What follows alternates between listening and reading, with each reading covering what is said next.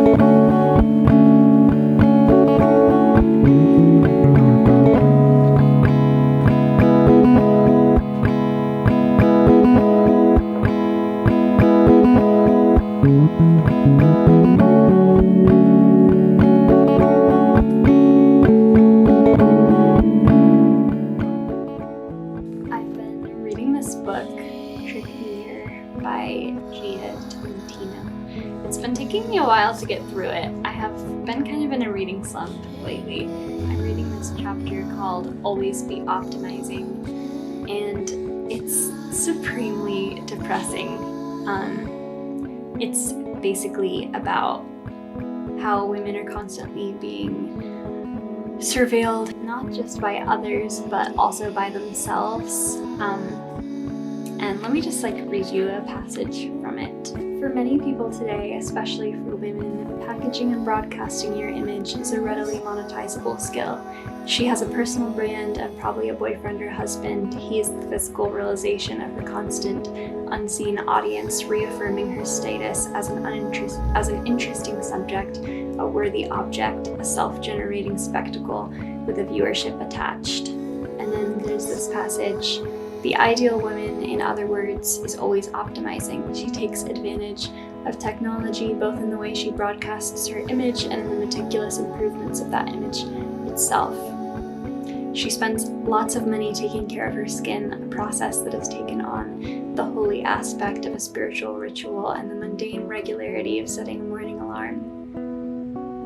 And then she goes on to talk about how we use cosmetic surgery, like filler, and things like eyelash extensions, and very systematic types of exercise to optimize body parts that women are made to feel insecure about. I think it's a really real chapter for any women growing up today, or I guess generally women in their 20s and 30s, how much our presentation and our ability to be commodified is essential to our survival in society right now. And I definitely have the sensation of being outside of my body and sort of watching myself in a way that I don't think I used to, just because of social media and all of the effort that I put into my appearance and my aesthetic and personal image. And I think that's a pretty normal thing for any girl who is online right now. Anyway, not to get super dark or anything, I just think that this has been a really interesting book, and I would definitely recommend it.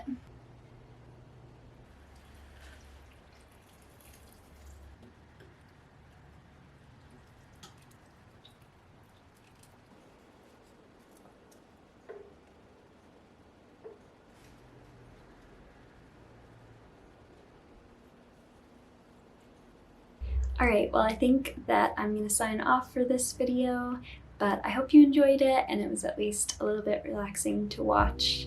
I'll be back next week with hopefully something a little bit more exciting, but for now, thanks so much for watching. Bye.